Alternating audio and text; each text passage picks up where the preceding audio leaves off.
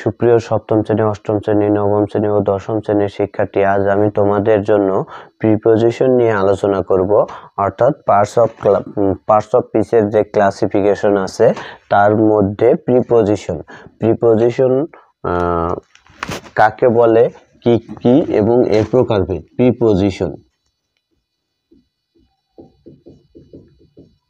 Preposition and its classification.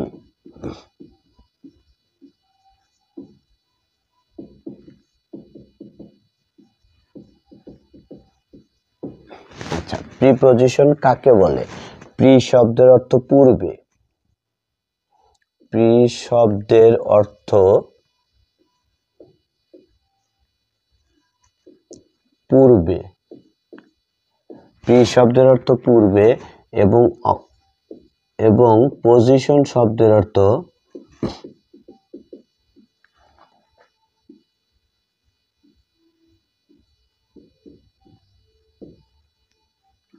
অবস্থান।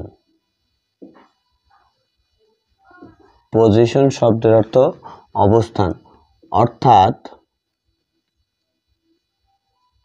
যে word noun বা নাউন ইকুইভ্যালেন্ট এর পূর্বে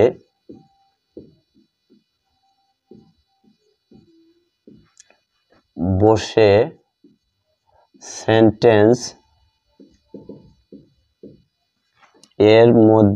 সেন্টেন্সের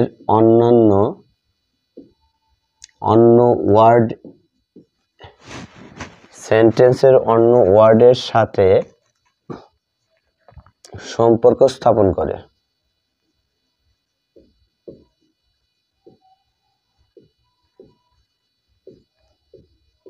তাকে প্রিপোজিশন বলে।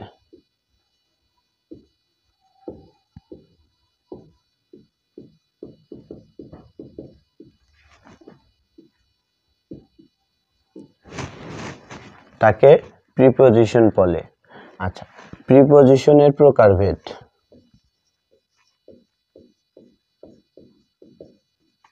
প্রিপোজিশন এর প্রকারভেদ।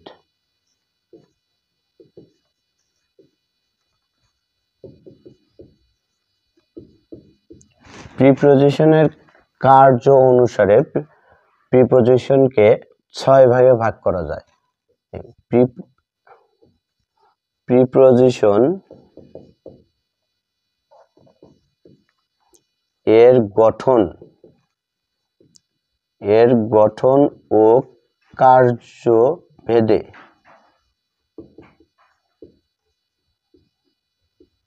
প্রিপোজিশনের গঠন ও কার্যভেদে 6 ভাগে ভাগ করা যায়।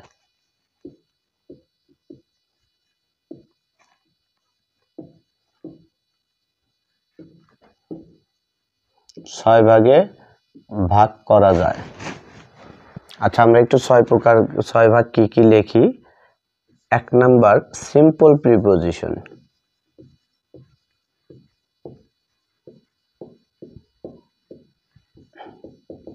Simple preposition. 2 number, double preposition.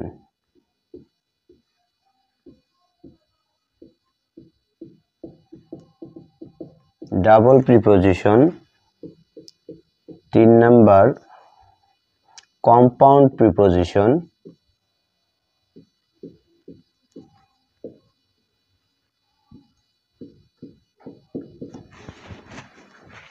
Compound preposition. 4 number,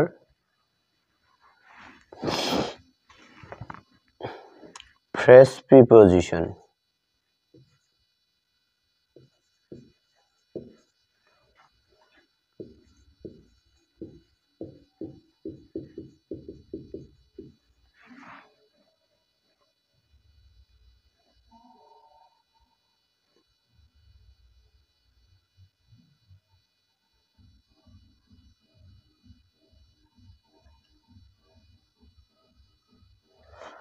fresh preposition,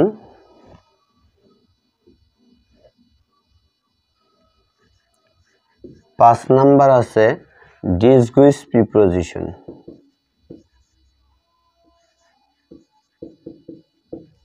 disguised preposition,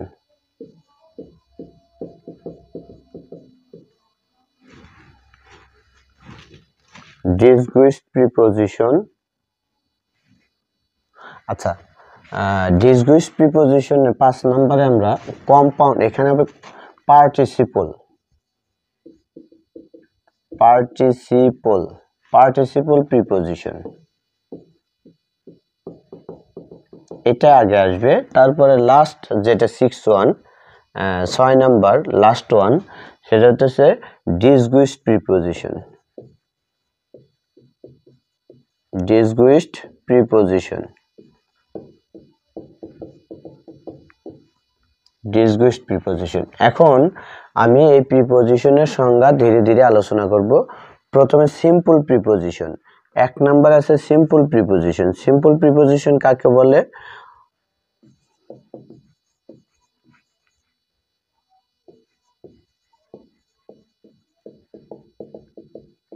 simple preposition অর্থাৎ যে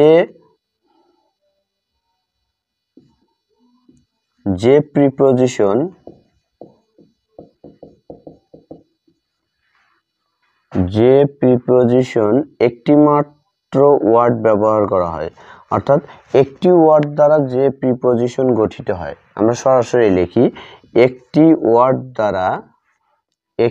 ওয়ার্ড বা শব্দ দ্বারা যে প্রিপজিশন গঠিত হয়, যে প্রিপজিশন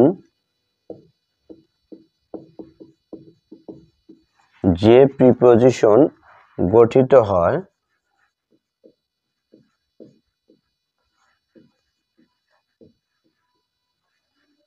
তাকে সিম্পল প্রিপজিশন বলে।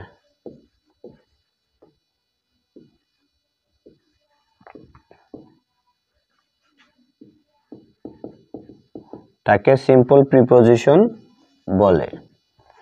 এখন এইখানে সিম্পল প্রিপজিশন অর্থাৎ একটি ওয়ার্ড বা শব্দ দ্বারা যে প্রিপজিশন গঠিত হয় তাকে সিম্পল প্রিপজিশন বলে।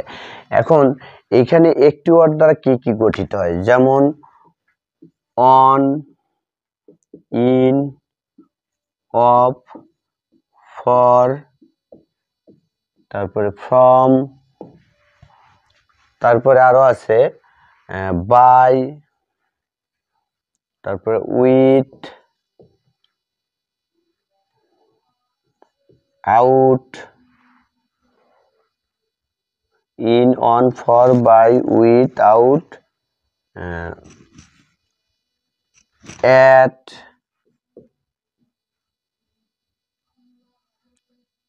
to, etc ইত্যাদি। এগুলোই সিম্পল প্রিপজিশন, অর্থাৎ এই প্রিপজিশনগুলো একটা ওয়ার্ড দ্বারা গঠিত, in, on, of, for, from, by, with, out, at, to ইত্যাদি। এখন আমরা যাব 2 নম্বরে, আছে ডাবল প্রিপজিশন। আমি এই লাইনটা একটু মুছে আমরা ডাবল প্রিপজিশনটা লিখি। আচ্ছা, ডাবল প্রিপজিশন হচ্ছে নাম্বার 2।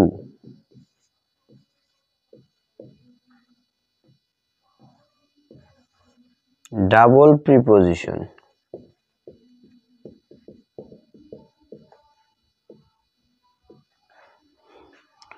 দুইটি প্রিপজিশন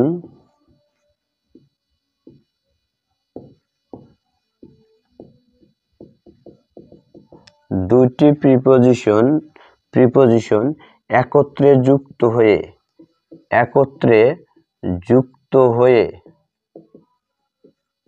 দুইটি প্রিপজিশন একত্রে যুক্ত হয়ে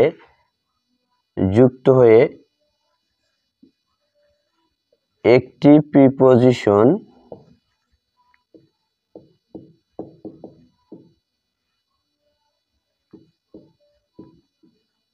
একটি প্রিপজিশনের মতো কাজ করে, একটি প্রিপজিশনের মতো কাজ করে। অর্থাৎ দুইটি প্রিপজিশন একত্রে যুক্ত হয়ে একটি প্রিপজিশনের মতো কাজ করে তাকে ডাবল প্রিপজিশন বলে।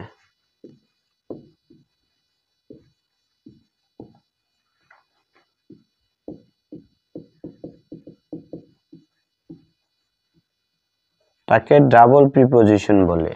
যেমন যেমন উইথইন, ইনটু, উইথইন, ইনটু, তারপরে আছে কি without, without, out of, without, out of ইত্যাদি ইটিসি।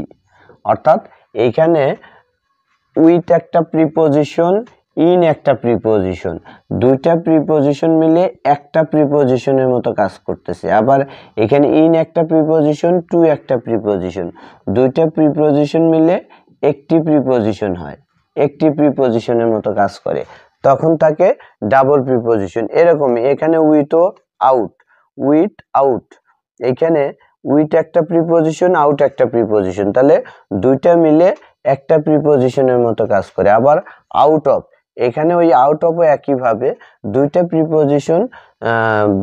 প্রিপজিশন একত্রে যুক্ত হয়ে একটি প্রিপজিশনের মতো কাজ করে, তাকে ডাবল প্রিপজিশন বলে।